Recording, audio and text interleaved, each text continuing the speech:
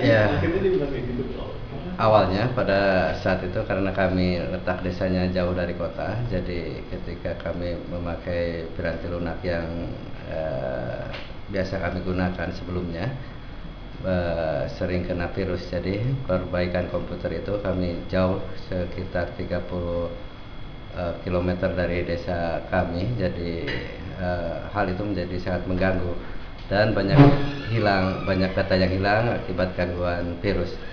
Jadi kira-kira 6 bulan yang lalu kami bertemu dengan pengembang di open source di Pak Yosi Suparjo di Invest Jogja pada saat itu.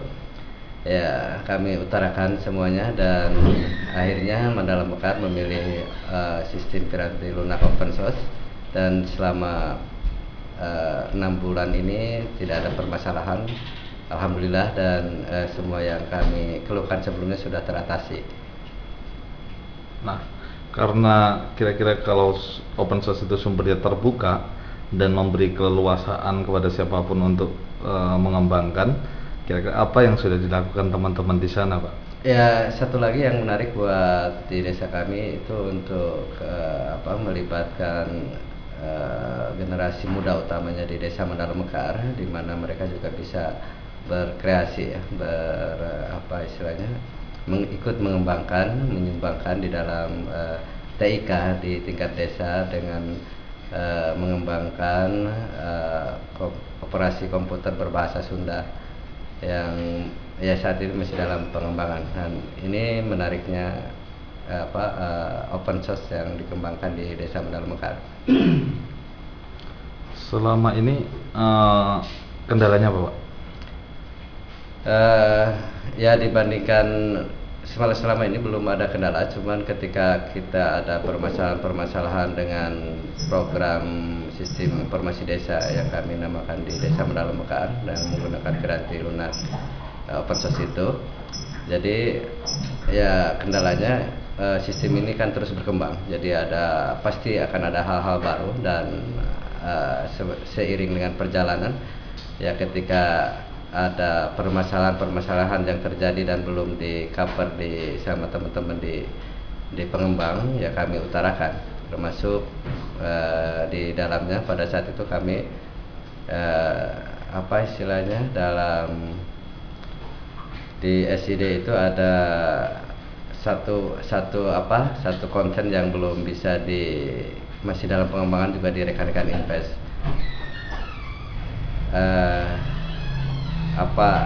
Konten sumber daya, ya, Pengetahuannya. ya, tentang itu. Dan ya yang jelas itulah open source itu sangat bermanfaat buat desa Mandala Mekar. Di samping tadi bisa mengatasi permasalahan-permasalahan yang ada terutama di desa-desa pelosok, juga yang keduanya open source ini bisa membantu kreativitas anak-anak muda untuk lebih mengembangkan karena sumbernya terbuka. Nah, ini kan Mandala Mekar mulai menjadi inspirasi bagi teman-teman di desa-desa yang lain. Kira-kira rencana lebih jauhnya lagi apa, Pak, buat? Ya, dari pengalaman saya, karena banyak keunggulan tadi, saya mengharapkan bahwa desa-desa yang ada di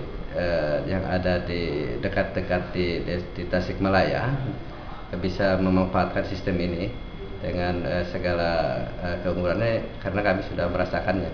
Yang terutama tadi kita bisa lebih menjamin data-data karena tidak terkena virus itu.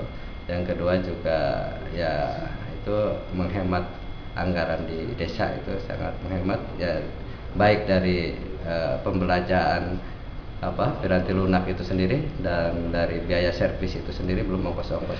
Jadi manfaat-manfaat yang kami rasakan selama ini, saya harap ya rekan-rekan juga pasti akan mengikutinya. Ya, selama ini karena mereka belum mengetahuinya aja bahwa ada piranti yang dengan sumber terbuka dan atau open source yang bisa menggantikan sistem itu. Karena apa? Sebelumnya kami membeli komputer itu sudah paket aja, jadi tidak tahu apakah isinya seperti apa kan. Jadi Nah itu, jadi ketika kami yakin ketika mereka mengetahui, mereka juga akan sama-sama mau menikmati manfaat dari open source itu sendiri. Nah, open source ini kan gerakan berbasis komunitas yang dibangun bersama, gotong royong. Nah, di sana kan ada kelompok pengembang. Nah, kira-kira Pak Yana di sana sebagai pengembang Mandala Mekar Ghost Open Source, apa yang ingin disampaikan pada pengembang-pengembang open source di Indonesia? Ya, senang sekali bisa turut bisa ikut dengan rekan-rekan termasuk di Jogja Invest, dan tentunya saya juga ingin lebih berkenalan lagi dengan rekan open source yang pengembang-pengembang atau komunitas open source yang ada di Indonesia ataupun di pusat. Maksudnya supaya lebih lagi gencar atau lebih erat lagi dalam kerjasama ini atau dalam bergotong royong ini, supaya open source ini yang memang murni dikembangkan anak negeri menjadi kebanggaan di negara kita. Kenapa tertarik mengembangkan open source? Nah, berbahasa Sunda itu. Ya, ini intinya di samping tadi memberikan peluang kepada generasi muda untuk berkreativitas dan sangat positif sekali. Itu utama. Yang kedua, bagaimana masyarakat Desa Mandala Mekar melalui operasional komputer berbahasa Sunda bisa meningkatkan kemampuan hidupnya, karena dengan berbahasa Sunda itu akan lebih mudah dipahami oleh sebagian besar masyarakat Mandala Mekar yang berprofesi sebagai petani.